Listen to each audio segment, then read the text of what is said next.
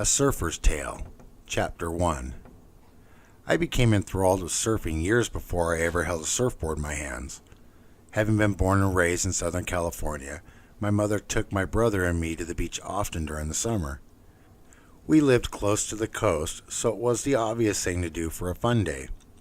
We played in the shallow tide pools trying to catch the tiny crabs that darted out from their little caves carved in the rocks. When we got too close, the curious crustaceans rushed back inside as if they were playing peekaboo with us. At a young age, I felt an attachment with the ocean and the beach. The connection was so strong that inside I felt it was beckoning and tugging me to continue returning to it. I absolutely loved the feeling of the chilly water, the salt in the air, the sand between my toes, and the warmth of the unfiltered sun. When I reached the age of 9, I got hooked on skimboards. It was invigorating waiting for the waves to thrust foam-laced water that was only inches deep high up onto the sandy embankment, and just as it peaked, I would start running, toss the board onto the water before it rushed back out to the sea, jump on the thin lacquered finished wooden disc, and skimmed across the water at a high speed. Once I became good at it, I would shoot out to the shore break on top of the skimboard and flip into the water by jumping or crashing into an oncoming wave. By the time I turned 11, the Maury Boogie Board was born, and it would take me from the shore to the waves. No skill was required to ride the rectangular chunk of blue and white foam with a rubber leash attached to the wrist, and in no time at all, I was zipping down 4 to 6 foot rolling walls of water. During the time I spent on the Maury Boogie, I learned about swells, tide changes, rip currents, red tides, undertows, and most important, how to read and navigate waves. A turning point in my preteens came during the early 1970s when everything about me became all about surfing and the beach lifestyle. I discovered a new world that I didn't know existed. I purchased the Beach Boys album Endless Summer, and it didn't come off the turntable for years. While my family and friends were getting their musical, spiritual uplifting on Sundays at church singing hymns, I was getting mine to the tune of songs like Surfing USA, Catch a Wave, and I began having dreams of Surfer Girl. My newfound taste in music was rather odd after my mom and dad divorced. My mother became quite the hippie, and her taste in music changed. She worked long hours at a hospital to support a home and her 2 young boys. But on the weekends, she would play music such as the Woodstock Festival. She loved Janis Joplin. She dated this guy Bill, who was a yuppie type of hippie that looked like John Denver, but he drove a cool Porsche, and I think she was dabbling with smoking weed at the time with him. I have a feeling she was revolting a little after the divorce and changed from the 50s style wife who was prim and proper, go to church on Sunday with the entire neighborhood kind of gal, and turned into a woman that broke the shackles, found herself, and learned to love all that life had to offer. I was exposed to some of the most innovative hard rock music from the late 60s, but was attracted to the harmonies and guitar playing of surf music. The exposure of the harder side of rock and roll from that era of music would come into play a few years down the road. In the morning before school and at night before bed, I put on headphones so I could turn the music up loud. I would stare at the artwork on the fold-out album cover that was adorned with vibrant colors, luscious greenery, bright and bold Hawaiian flowers, a majestic wave in the background, and the illustrated Beach Boys tan with long hair. I transformed overnight into something that became the stereotypical surfer image before it was stereotypical. I began wearing Hawaiian print shirts with bright floral colors. My dad used to have my hair cut short, extremely short, an old school butch, as I call it, hairstyle. I wouldn't call it a hairstyle because it made me look like Opie from the Andy Griffith Show. Putting a bowl over my head and cutting my hair would have achieved the same result. After my parents divorced, I grew my blonde hair long with ringlet curls past my shoulders, which quickly turned bleach blonde from being in the sun. When I was 14 years old, my long hair caused a problem between my grandfather, Les, and me. He was a devout Baptist, and long hair was not acceptable on males in the church. My hair upset my grandfather, and one day he let me know how much he disapproved of it. I pointed to a picture of Jesus on his dining room wall and said, "Jesus had long hair." We didn't talk for several years after that argument. I have to say, my grandfather knew he was dying, and before he passed away, he spent an entire day with each one of us grandchildren on separate days. We didn't discuss his impending death. He was happy he was going home to be with the Lord. That day, he wanted to know how I was doing in life. Was I happy? In love? Did I have any future plans? He wanted to go knowing that all of his grandchildren were doing well. His passing was the most graceful and honorable thing I have ever seen. I was fascinated by the Hawaiian lifestyle and the look of what took place on the tropical islands. I wanted a puka shell necklace like they wore in Hawaii in the worst way, and believe me, finding one back then was not an easy task. I finally found one that was hand-strung with real shells and not the cheap imitations such as those found today. I wasn't following any of the trends of that time period. Actually, I was just the opposite of my classmates in school.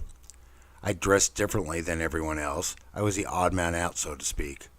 My friends had posters of Led Zeppelin and marijuana leaves hanging on their bedroom walls, whereas mine were covered with pages torn out of surfing and surfer magazines. I couldn't be at the beach every day and longed for the day to return to it. Before I learned to surf, to get the feeling of surfing on land, I started riding a skateboard. I quickly became proficient at riding it, and it became my primary source of transportation for a few years. To this day, my mother still likes to tell the story about her looking out the front window of the house and seeing me flying through the air like Superman when my skateboard hit a rock and came to an abrupt stop, which sent me hurtling toward a crash landing on the pavement. Seeing that take place scared her to death, thinking her kid's face got eaten by asphalt. My Uncle Gary was a surfer when he was young before serving time in Vietnam during the 1960s.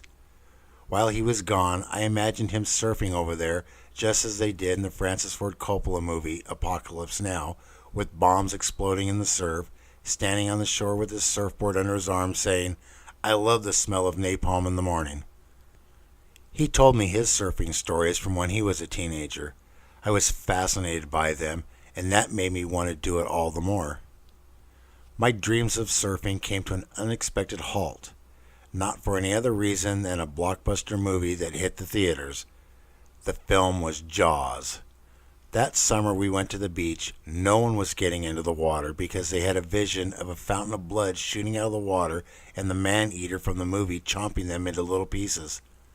The beaches were almost empty, and those that were there got no further into the water than knee-deep. People were suddenly aware that the great white shark was roaming the waters, and the movie instilled in them the fear of death by being eaten alive. The ocean demands respect, and it's frightening not knowing what lurks below. I, on the other hand, began studying the great white shark. I learned about their migrating pattern, where in the Pacific Ocean they mostly populated, and found out they were mainly concentrated in the cooler water higher up in Northern California. It was very rare for a great white to be seen in the waters in Southern California. However, research at the time showed that the great white was slowly migrating south following a jet stream, and they were headed our way to feed on the abundant seal population. Researchers claimed it would be years before they would invade our coastline, and that alleviated the fear created by the fictional movie, and my goal to be a surfer was back on. Since I was too young to drive a vehicle, I rode my skateboard everywhere, and it became an extension of my body. I needed to up the thrill factor and started riding down long, winding mountain roads in empty swimming pools. This was at the same time that the Lords of Dogtown, the Z-Boys, Tony Alva, Stacy Peralta, and James Adams were invading the backyard pools mere miles away from me. At one time, we crossed paths in an empty swimming pool of a house that was vacated for the planned 105 freeway.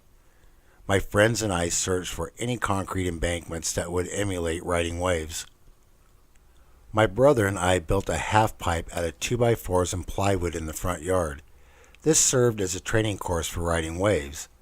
The maneuvers performed on the half pipe provided us with the agility needed to ride a surfboard. Before ever getting on a wave, our balance and body movements were already trained for the surf. At the riverbed in Downey, someone had painted a large tubular wave on the concrete embankment using several blues, purple, green, white, and black spray paint. We would go there with our skateboards and ride up and down the steep wall over the illustration, pretending we were carving big surf. We would even simulate maneuvers that we had seen in surfer magazines.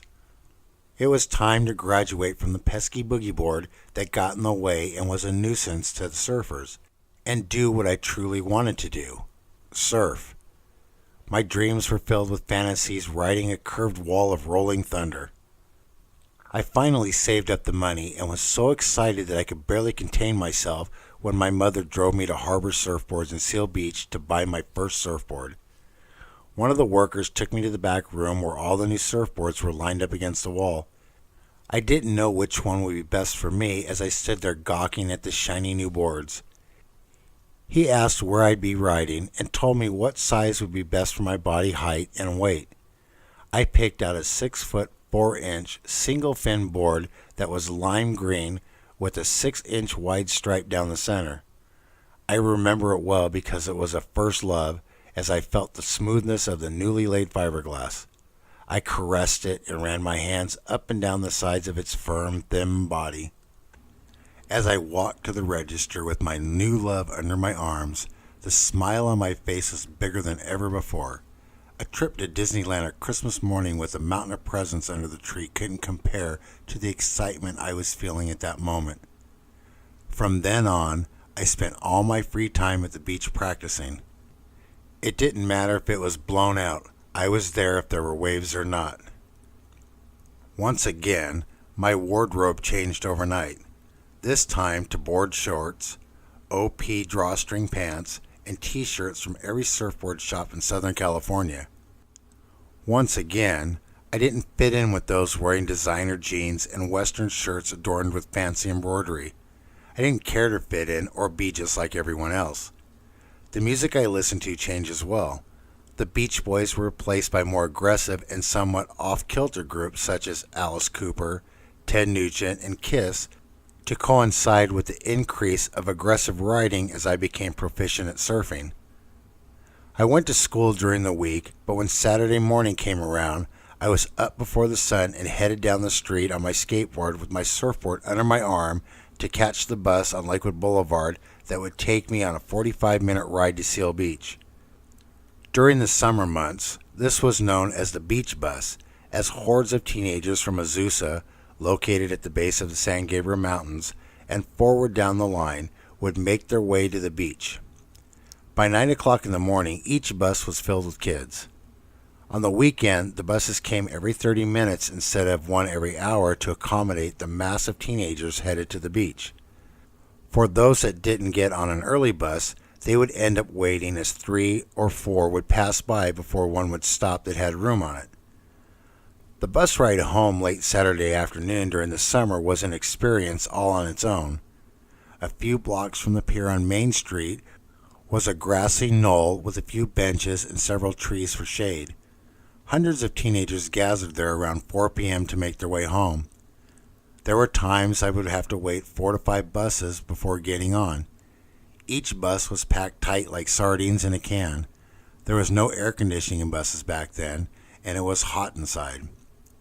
Not only from the hot air coming in from the windows pulled down, but from the body heat produced by dozens of sunburnt kids. Sand covered the seats and the floor, and the bus had a sweet smell of tropical suntan lotions. The long ride could have been miserable from the heat and gritty sand stuck to the salty skin, but it was more like a party inside. Kids would bring squirt guns with them to the beach and fill them with water before leaving so they could cool themselves down during the bus ride. However, it always turned into a squirt gun fight, and they sprayed cars passing the bus. I always made new friends on the bus rides that I would see again at the beach.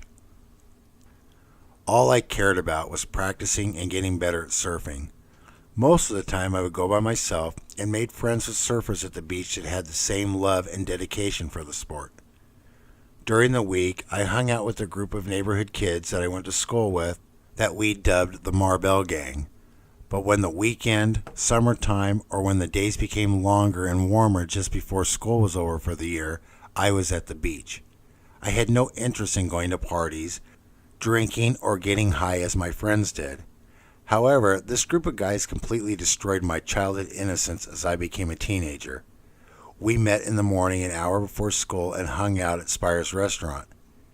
They were all smoking cigarettes then, and since they were underage, they could buy them from a machine for 50 cents. I wanted to be cool like they were and tried smoking. I purchased a pack of Cools and stood in front of the mirror trying to inhale the smoke. My virgin lips burned with every attempt.